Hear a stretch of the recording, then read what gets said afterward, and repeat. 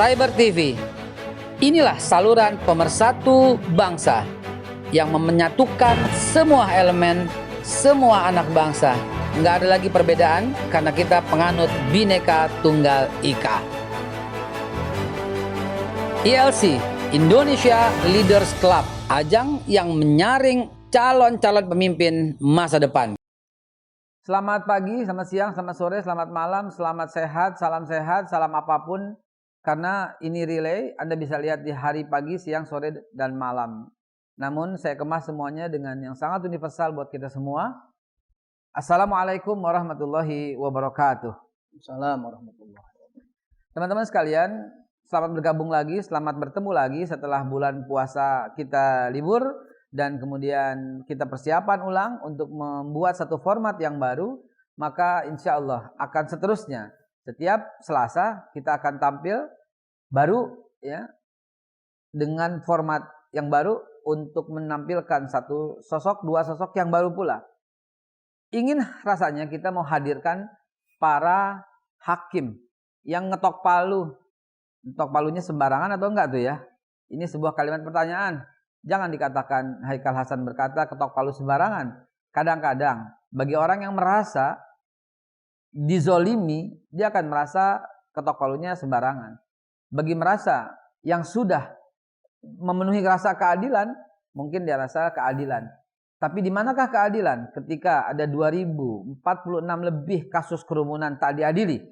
Dan satu kasus kerumunan besarnya luar biasa, menyita seluruh perhatian se-Indonesia, itulah kasus kerumunan Habib Rizik Syihab. Demikian pula kasus-kasus yang lain. Kita seringkali menahan tawa ketika seorang nenek mengambil 3 butir alpukat, 3 buah alpukat, dihukum dengan hukum yang sangat menyesakkan dada, walaupun endingnya damai, dan banyak lagi kasus-kasus peradilan. Tetapi ada yang sengaja memalsukan dokumen negara, memalsukan paspor, memalsukan KTP, memalsukan kartu keluarga dengan hukuman ala kadarnya, dan dipotong. Ada pula hukuman yang sudah ditetapkan, dipotong tuh potongnya lebih gede dari hukumannya. Dihukum 10 tahun, dipotong 12 tahun. Lah, bonus dong 2 tahun. Gak begitu juga. Tapi besarnya potongan kepada orang-orang tertentu membuat kita semakin bertanya, adilkah peradilan kita saat ini? Bahkan pertanyaannya lebih sadis lagi. Dari beberapa netizen yang mengomentari, peradilan kita sesatkah? Waduh, kalau sampai sebuah peradilan dikatakan sesat, nah ini seperti sebuah aliran. Apakah aliran itu ada dalam peradilan? Bagaimana dengan KPK kita yang hari ini belum tuntas? Atau bagaimana dengan superhero-superhero di Indonesia? Kalau dahulu ada Gatot Kaca yang bisa terbang, kemudian ada siapa lagi? Gundala, Putra Petir. Tapi itu kan semua nggak kalah hebat karena mereka bisa ditemukan. Tapi salah seorang superhero di Indonesia, Harun Masiku, itu juga hebat karena sampai sekarang juga nggak ketemu-temu. Bagaimana dia bisa punya ilmu hilang kayak begitu gitu kan? Begitu juga kasus yang lagi semarak. Di tengah masyarakat yang lagi menderita kesusahan, tiba-tiba kita mendengar sembako ada pajaknya. Di saat negara lain sudah mulai membebaskan. Yang lebih menginjak-injak undang-undang dasar kita dan lebih mengangkangi pembukaan UUD 45 kita ketika pendidikan dibuat mahal atau dipajakin. Saya belum tahu apakah ini wacana atau bukan, tapi kita lihat komentar di netizen dan kita sebagai insan pers mengomentari bahwa mencerdaskan kehidupan bangsa kewajiban negara yang tertuang dalam pembukaan UUD 45. Apalagi kalau ternyata pajak itu menyentuh pesantren. Ini benar-benar menyakiti hati umat Islam, benar-benar menyiasati kejahatan sejarah, karena pesantren tak akan pernah bisa lepas dari perjuangan pergerakan menegakkan kemerdekaan Indonesia. Teman-teman sekalian, sesatkah peradilan kita saat ini? Itulah topik kita hari ini. Hari ini telah duduk bersama kita. Yang pertama saya kenalkan Bapak Novel Bamukmin. Ya, kita tahu bahwa beliau adalah pengacara dari Habib Rizik yang hari ini kasusnya memasuki duplik. Dan di samping Pak Novel Bamumin ada Bapak Juju. Bapak Juju dalam hal ini juga sebagai pengacara yang cukup dikenal, akan kita minta pendapatnya tentang wajah peradilan saat ini.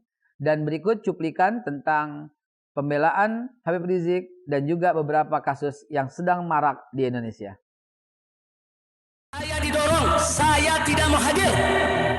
Saya tiap tunggu di dalam sel berapa vonis yang akan dikemukakan. Saya ridho. Saya tidak mau berdebat lagi. Saya tidak mau menghina pengadilan ini. Majelis hakim yang terhormat, seluruh yang ada di sana, terima kasih atas arahan. Ketika Habib datang di sini, itu akan terjadi kerumunan yang sangat besar di luar itu. Ini hak asasi saya yang dijamin oleh undang-undang. Ya betul Habib, betul. Undang-undang menjamin dan melindungi saya untuk dihadirkan dalam ruang sidang. Saya minta menuntut undang-undang itu diterapkan. Ini pengadilan, ada di bawah kekuasaan undang-undang. Kok hak saya dirampas? Menjatuhkan pidana penjara kepada terdakwa Rizik bin Syihab alias Habib Muhammad Rizik Syihab selama 6 tahun penjara. Cyber TV, inilah saluran pemersatu bangsa yang menyatukan semua elemen, semua anak bangsa. Nggak ada lagi perbedaan karena kita penganut Bhinneka Tunggal Ika.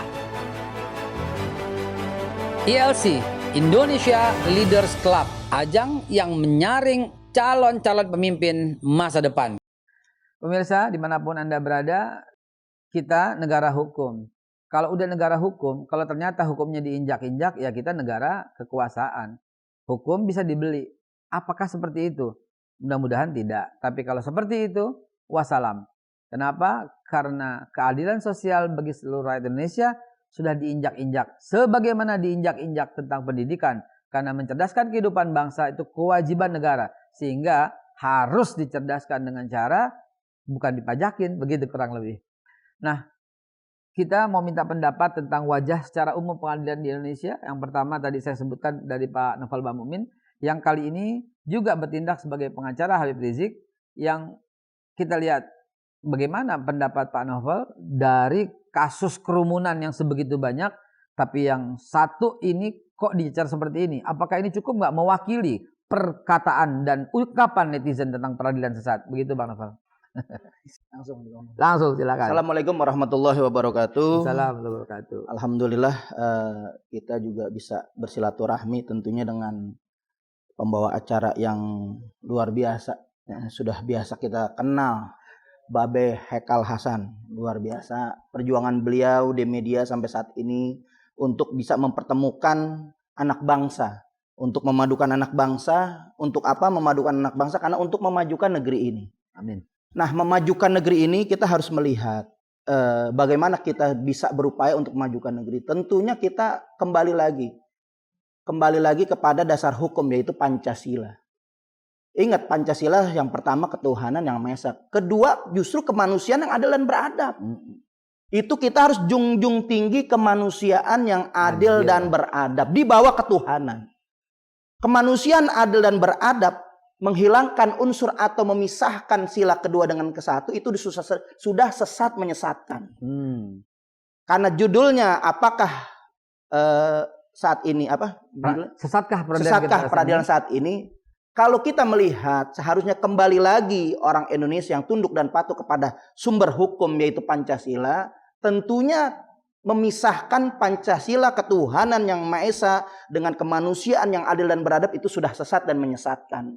Boleh dikatakan itu paham-paham sekularisme yang memang justru MUI sudah fatwakan bahwa tahun 2005 fatwa nomor 7 MUI tahun 2005 adalah sekularisme haram. Memisahkan ketuhanan daripada unsur kenegaraan, daripada unsur keadilan, daripada sosial dan sebagainya itu nggak boleh. Nah, kita melihat seperti itu, pengadilan saat ini di Indonesia sudah menyingkirkan unsur-unsur ketuhanan. Maka seperti judul apa yang disampaikan, betul. Bukan lagi kita yang adil dan beradab. Adil aja nggak cukup kalau nggak beradab. Maka kita Indonesia sudah bijaksana juga, para ulama, para founding father Indonesia yang mendirikan atau bapak bangsa mendirikan negara ini sudah mengambil langkah jauh untuk Indonesia ini supaya adil. Ternyata bukan adil saja, beradab. Kalau kita melihat saat ini apa yang dikatakan sesat bukan lagi tidak beradab, bahkan adil pun sudah tidak kita temukan.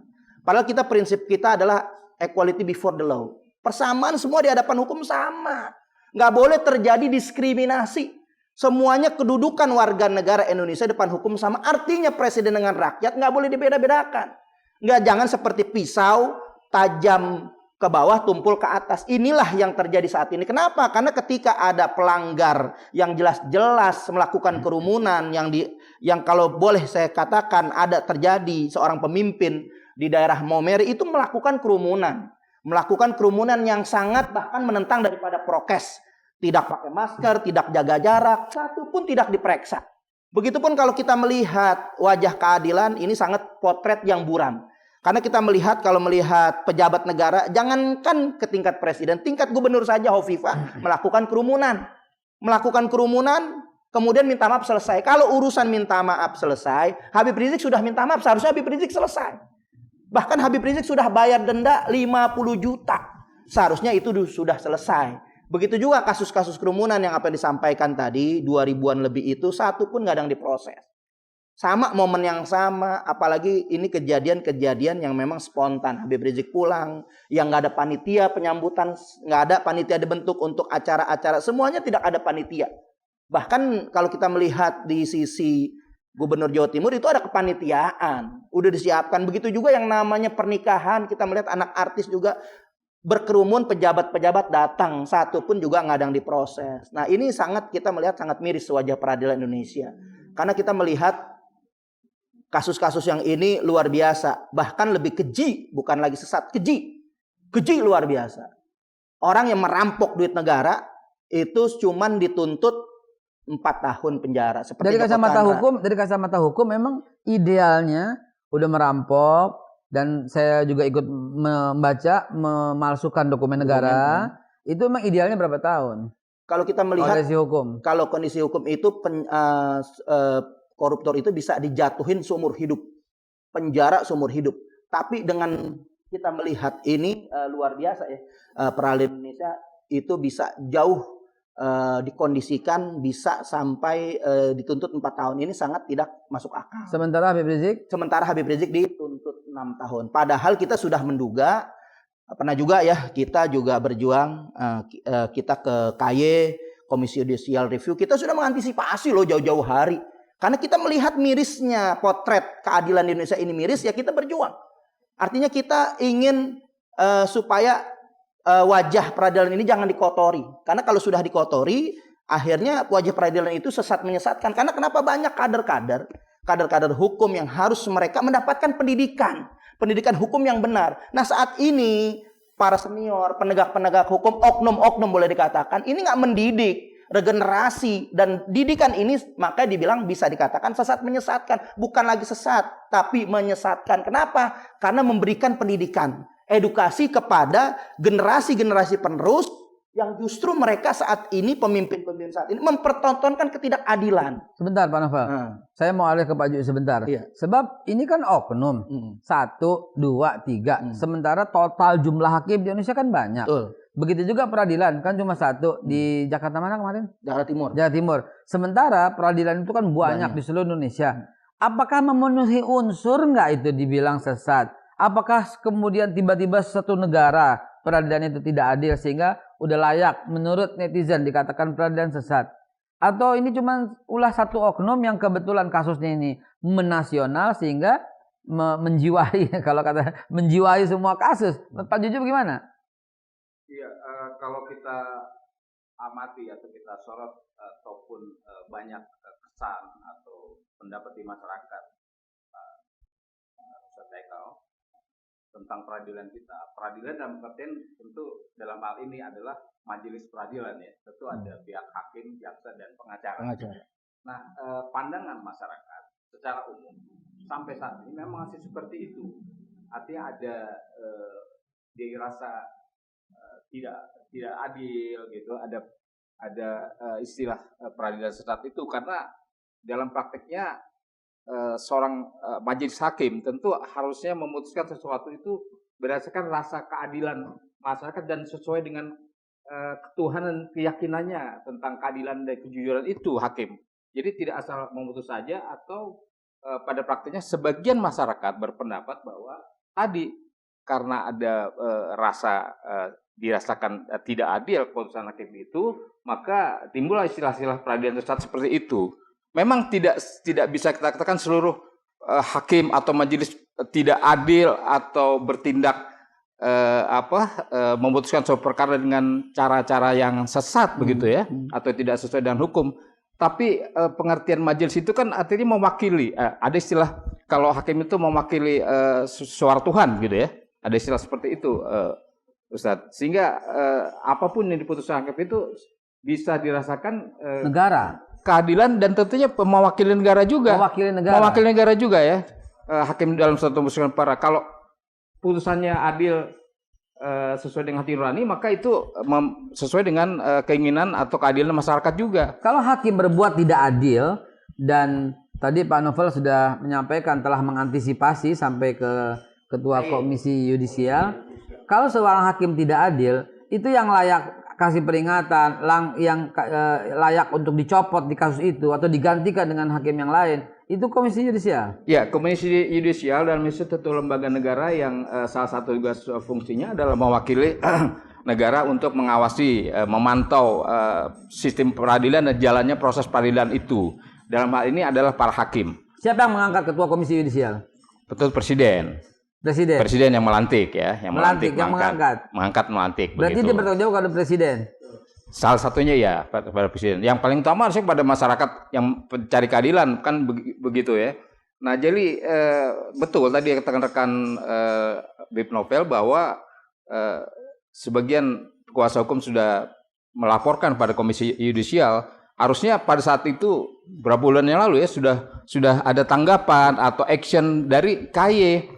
Pak Ikal. Jadi harusnya KY mengirimkan timnya untuk memantau peradilan itu, memantau jalan persidangan, memantau proses persidangan dari sejak awal sampai yang sekarang. Kan tidak ada sama sekali.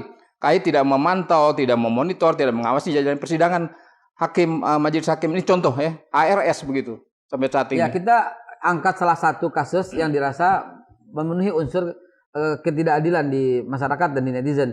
Cuman yang topik kita hari ini adalah apakah sudah layakkah atau sudah benarkah kata-kata sesatkah peradilan?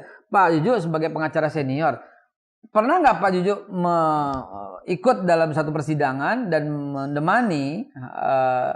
menemani kasus gitu ya? Tapi Pak Juju merasakan ini bagus dan ini adil. Biar masyarakat tahu ada juga loh hakim yang memutuskan dengan adil. Pernah? Iya. Atau banyak? Atau nggak ada jangan-jangan? Iya, kalau tentu tadi istilah banyak, tentu lebih banyak kita merasakan ketidakadilan itu. Faktanya seperti itu dalam praktek pengadilan. Teman-teman dimanapun Anda berada, Pak Juju telah menangani kasus yang sangat banyak. Bahkan saudara kita, Ustadz Maher almarhum ya, itu berada dalam kasus dengan Pak Juju yang kemudian kita tahu beliau meninggal dunia di penjara. Kita turut berduka sedalam-dalamnya kalau demikian, tapi wallahu alam bisawab, kita harus ceritakan, bongkar lagi dari Pak Juju dan dari Pak Novel, dari kasus-kasus yang lain, apa benar gitu loh. Dan seharusnya kita mesti punya cover both side, sehingga kita tahu ada juga loh hakim yang memutuskan adil. Tapi apa yang dikatakan Pak Juju tadi, itu membuat hati kita miris. Masa rata-rata nggak adil? Kita lihat beberapa kasus, cuplikan berikut ini.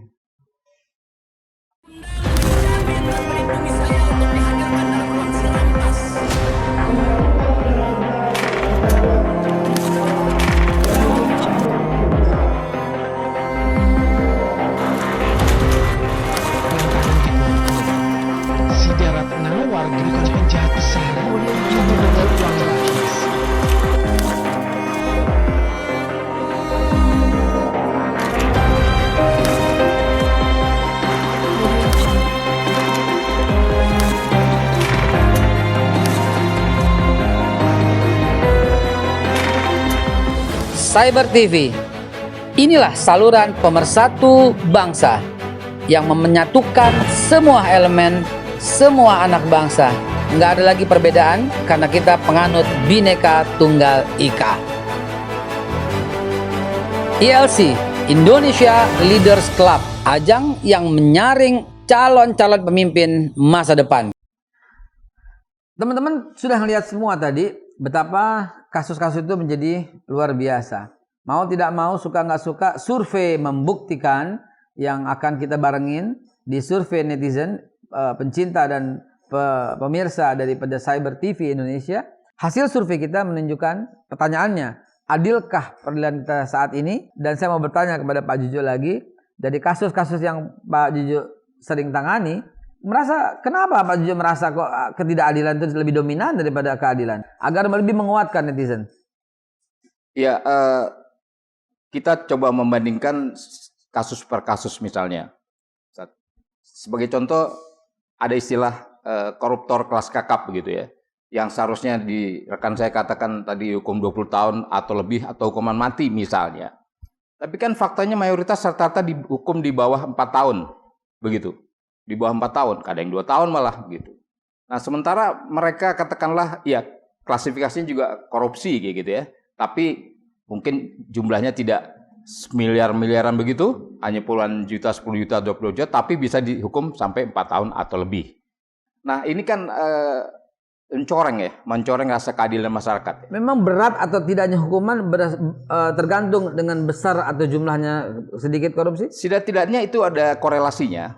Korelasinya tentunya orang kalau korupsi 1 juta rupiah dengan 10 miliar pasti beda lah ya. Beda hukumannya. Beda hukumannya dan tentu dengan sangat paralel dengan rasa keadilan masyarakat ini. Begitu tentang vonis dari padahal pasalnya majelis sama hakim. ya. Padahal pasalnya juga sama. Seperti itu. Demikian juga kita lihat tadi Ustaz Haikal singgung misalnya rakyat kecil ya, hanya mencuri kayu sepotong untuk kayu bakar, atau mencuri tidak sengaja buah mangga atau kelapa yang jatuh tidak sengaja gitu. Iya, pernah dilaporkan juga ke pengadilan oleh pihak PT. Padahal udah jatuh. Kemudian udah jatuh. Dia bawa pulang ke rumah. Pulang ke rumah hanya untuk sekedar ya tidak untuk menjadi kaya ya, tentunya. Ya, alpukat. Ya. Kan tidak juga untuk dikiloin atau dijual semirupa sebagai ini komersil ya. Kita juga komersil, ingat ya. ada kasus berkardus-kardus durian juga ingat ya. Ada waktu itu ya. Tapi isinya bukan durian. Jadi cuman kardusnya doang gitu ya. Ustaz Haikal mengingatkan saya kembali ada istilah kardus durian, mereknya aja, gambarnya aja durian, tapi di dalamnya ternyata bukan durian gitu ya. Durian. Nah, sekepok atas jumlah uang begitu ya. Oh. Nah, ini kan mengagetkan sekali. Dan kita sampai saat ini tidak tahu proses hukum terhadap kasus tersebut. Apakah berlanjut, apakah stuck begitu, berhenti atau dipeti eskan begitu? Kita juga tidak jelas karena melibatkan salah satu pada waktu itu seorang yang menjabat menteri begitu. Begitu Ustaz Haikal. Tapi menteri yang bansos juga udah masuk kan sekarang. Ya. Jadi dulu perbaikan dong, sekarang keadilan juga dong begitu, nggak boleh nggak? Yang saya tanyakan tadi kasus yang Pak Jujo merasakan keadilan kalau diceritakan kepada publik. Di mana Pak Jujo sebagai pengacara merasakan hakim memutuskan dengan adil gitu. Ya, sangat subjektif juga tentang hal ini, Ustaz Haikal. Karena kalau dari sisi normatif gitu, katakanlah begitu, sesuai dengan aturan peraturan perundang-undangan, kita merasakan lebih banyak yang tidak adilnya keputusan majelis hakim itu. Bisa sebut satu spesifik, saya pernah menangani kasus tanah, saya pernah menangani kasus kejahatan ini dan hakim memutuskan dengan adil. Ya, pertanyaan yang sama akan saya sampaikan kepada Pak Novel nanti. Biar masyarakat tahu gitu loh bahwa ini sebuah oknum bukan negara gitu tentunya, ya. Secara spesifik agak sulit kita katakan kasus A atau kasus B, tapi sangat minor sekali. Kalau kami menganggap dari sisi tentunya kacamata pengacara bahwa hakim ini sudah memutuskan atau memvonis kasus tersebut secara adil. Ya begitu, tapi kami masih tetap menganggap bahwa kasus itu keputusan hakim seperti itu yang dirasa keadilan masyarakat itu masih sangat minor, Ustaz Haikal. Jangan lupa dalam minggu ini pemirsa akan kita sajikan juga para pengacara yang betul-betul merasakan hakim itu adil, sehingga Cyber TV akan melakukan secara cover both side. bahwa ini kasus yang dirasa tidak adil, kita tampilkan ke masyarakat. Kasus yang dirasa adil juga ada. Saya akan simpan karena besok akan kami tampilkan lagi yang dari kacamata yang lain. Saya ingin memadukan, tapi takutnya pada berantem pemirsa. Sehingga habis berantem main lapor-laporan. Sebagaimana saya masih terus menjadi subjek atau objek yang dilaporkan terus-terusan. Gimana Pak Novel lihat ini? Ada nggak kasus yang, oh ini adil juga kok gitu? Adil, ada pasti. Ada ya? Ya mungkin perbandingan persentasenya mesti digaris bawah. Persentase. AP 50-50, 50-50, AP 75-25 atau 90-10. Belum sampai. Belum sampai. Mungkin mendekati 75-25. Cuman kalau yang saya tanganin 90-10. 90 merasa ketidakadilan. Iya, 10% ada saya menangani kasus yang memang berkaitan dengan politik loh. Hakim berani memutus, membebaskan. Apa yang menjadi klien saya terjadi kasus kerusuhan atau tragedi berdarah di bulan puasa, Mai. Banyak yang diponis bebas. Oke. Banyak yang diponis bebas. Kita juga melihat yang menutup mata. Ada hakim yang punya hati nurani. Maka ketika saat ini boleh-boleh saja jaksa itu memenuhi unsur pesanan. Karena kita melihat kenapa ketidakadilan sah. Karena peradilan ini sudah terintimidasi, sudah tersandar dengan kepentingan politik. Itu yang susah.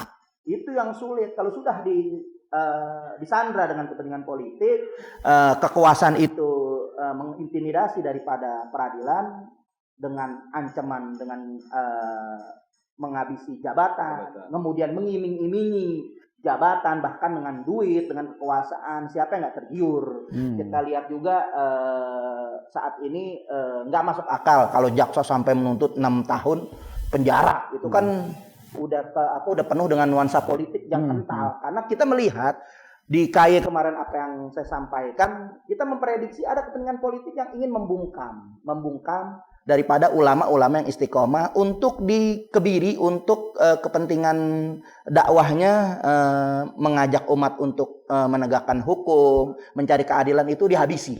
Itu dibuat kepentingan politik. Kalau 6 tahun kita melihat, bolehlah dikatakan hakim yang agak sulit nih memutus nih, karena udah 6 tahun memutus. Karena vonis itu biasa 2/3 tuntutan. Artinya paling sedikit hakim berani 4 tahun. Artinya 2021 dengan Habib Rizik divonis 4 tahun, 2025 selesai. Artinya sudah bergulir kepentingan politik yang kita melihat politik mungkar boleh dikatakan, memaksakan dengan segala cara, menghalalkan dengan sejarah. Ya udah selesai, baru Habib Rizik mungkin dikeluarkan. Tapi kalau kita melihat ada juga, jangan menutup mata juga, jangan menutup mata. Ada juga hakim yang berani di bawah daripada tuntutan itu, bukan 2/3, lebih kurang daripada setengah. Karena yang dituntut 2 tahun dijadikan 8 bulan, itu lumayan. Hakim itu masih punya hati nurani, lebih memvonis kurang daripada setengah. Nah, kita juga melihat mungkin hakim ini punya hati nurani, ya kita masih mengetuk hati nurani hakim untuk jangan terpengaruh dengan kepentingan politik, jangan terpengaruh dengan tuntutan jaksa yang 6 tahun itu. Karena kalau memang hakim ini berani lebih frontal, seharusnya memang Habib Rizik bebas. Seharusnya Habib Rizik minimal gitu berani seperti hakim yang memutus vonis 2 tahun menjadi 8 bulan, atau yang 6 tahun divonis setahun lah, atau paling maksimal 2 tahun. Itu sudah memenuhi rasa keadilan. Walaupun kita masih melihat ada keprihatinan, mungkin karena tugas hakim diberikan berat oleh jaksa yang dituntut sampai 6 tahun, memang udah diantisipasi. Kalau memang sampai kita lihat putusan 4 tahun, hakim ini sudah terintimidasi. Sudah juga mungkin kita melihat banyak kepentingan politik masuk angin juga, yang mana kita sudah pesenin jangan sampai vonis ini menjadi vonis pesanan. Karena tapi kan sebelumnya kan ada yang bebas. Ada. Sebelumnya bebas 8 bulan dan 6 tahun. Yang bebas itu kan bayar 20 juta. Yang 8 bulan? 8 bulan tetap 20 juta. Kalau nggak bayar 20 juta itu 5 bulan penjara atau 5 bulan penjara. Tuntutannya waktu itu 8 bulan? Tuntutannya yang 8 bulan itu 2 tahun. Diputus 8 bulan? 8 bulan. Yang artinya bebas? Kita melihat tinggal sedikit lah menjalanin, walaupun sebenarnya harus bebas. Cuman masih punya sedikit hati nurani. Cuman kalau yang kita melihat yang 6 tahun ini udah luar biasa. Hakim ini dihadapin betul-betul hati nuraninya tertantang. Mau menegakkan keadilan atau memang tunduk kepada kepentingan politik. Karena sekarang saya balik Pak Novel. Kalau ternyata kemudian hakim memutuskan bebas. Setelah itu terjadi, apakah menurut Pak Novel dan tim pengacara Habib Rizik ini baru adil begitu? Ya. Kalau kita melihat seperti itu luar biasa. Itu keadilan, benar-benar menjalankan sila kedua kemanusiaan yang adil dan beradab. Berarti itu benar-benar warga negara yang baik. Bukan hakim lagi yang baik, tetapi warga negara yang baik, yang taat dengan kepada hukum. Termasuk sumber daripada segala sumber hukum yang ada di Indonesia itulah Pancasila. Pemirsa, ini adalah satu pandangan dari Pak Novel Bamumin yang terlibat. Kita lihat di video tadi, beliau maju ke hakim dan dengan suara keras melawan hakim dengan demikian. Apakah ini menyalahi juga prosedur gitu ya? Sehingga hakim bilang, ini anak kurang ajar nih, begitu barangkali. Apapun itu akan kita serahkan kembali kepada netizen. Ini adalah sebuah perjuangan ya bagi Pak Novel Bamumin untuk menegakkan keadilan. Setiap orang punya cara dan biarlah semua orang dengan caranya masing-masing. Teman-teman, Cyber TV dimanapun Anda berada, kita akan maju lagi sebentar dengan tokoh yang mengatakan hukum ini udah adil, seadil-adilnya. Siapa itu? Saya rahasiakan karena Cyber TV akan kembali setelah pesan-pesan berikut ini.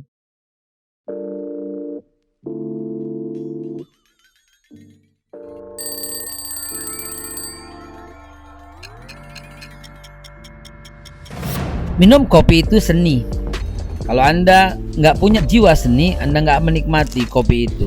Dan kopi Babe Haikal dipersembahkan untuk Anda yang mengerti akan kopi, juga mengerti nyeninya kopi. Anda cuma minum kopi biasa kalau belum cobain kopi Babe Haikal yang syarat dengan pemahaman seni meminum kopi. Kopi ini dipersembahkan untuk para pencinta kopi yang mengerti akan nikmatnya dan menyeninya untuk minum kopi. Jangan lupa, ini bukan kopi yang biasa lo minum. Cyber TV, inilah saluran pemersatu bangsa yang menyatukan semua elemen, semua anak bangsa. Nggak ada lagi perbedaan karena kita penganut Bhinneka Tunggal Ika. ILC, Indonesia Leaders Club, ajang yang menyaring calon-calon pemimpin masa depan.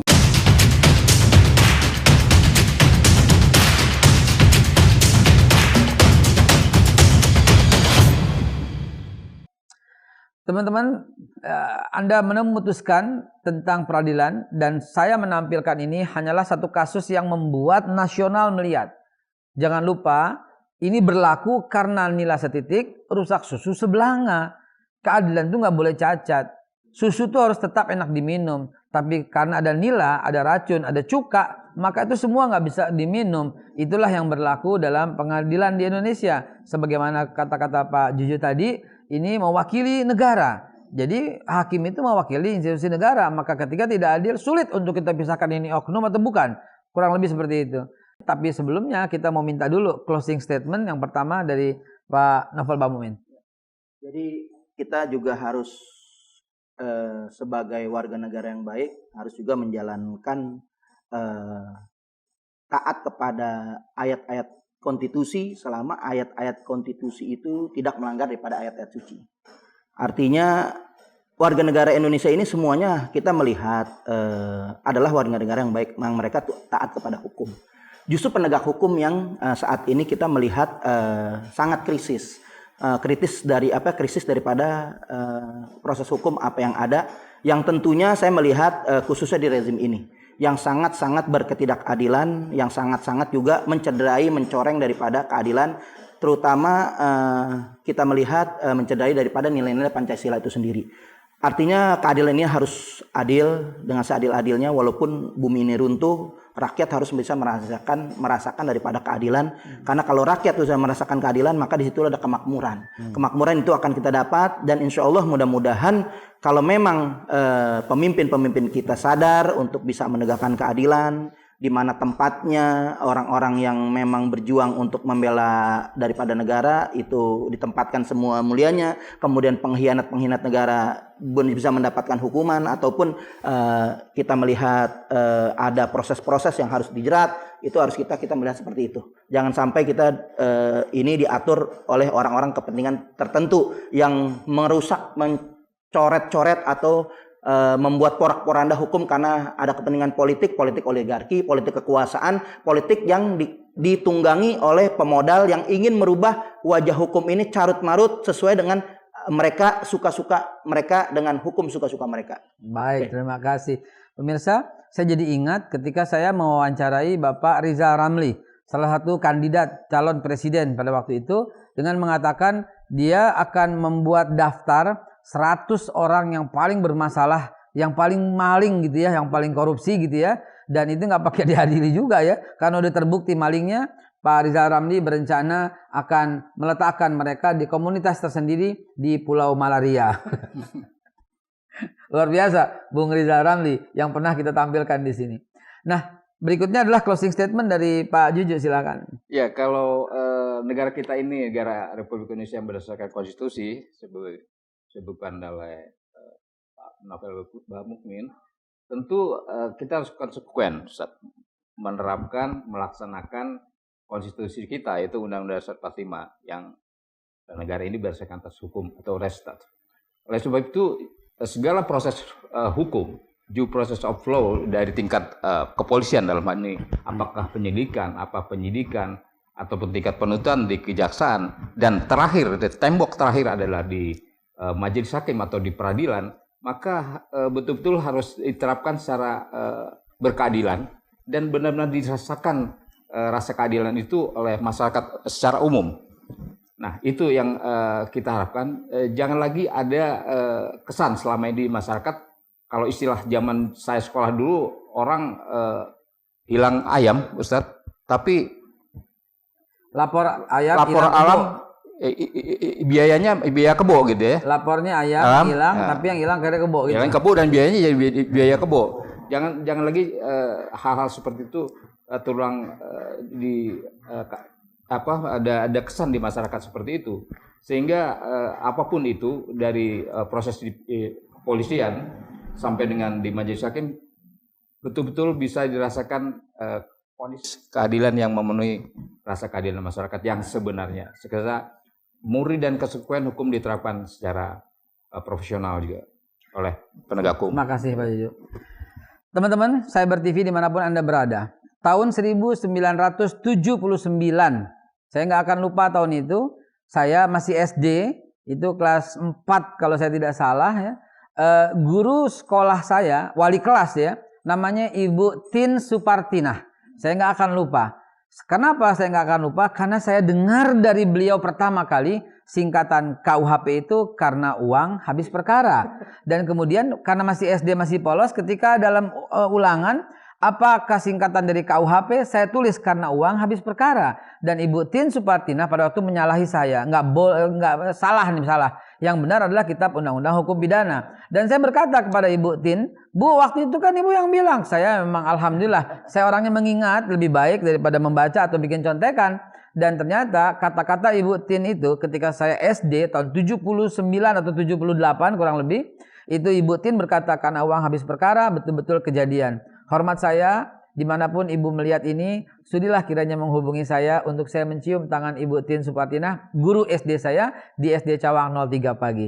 Saya Haikal Hasan untuk Cyber TV. Wassalamualaikum warahmatullahi wabarakatuh.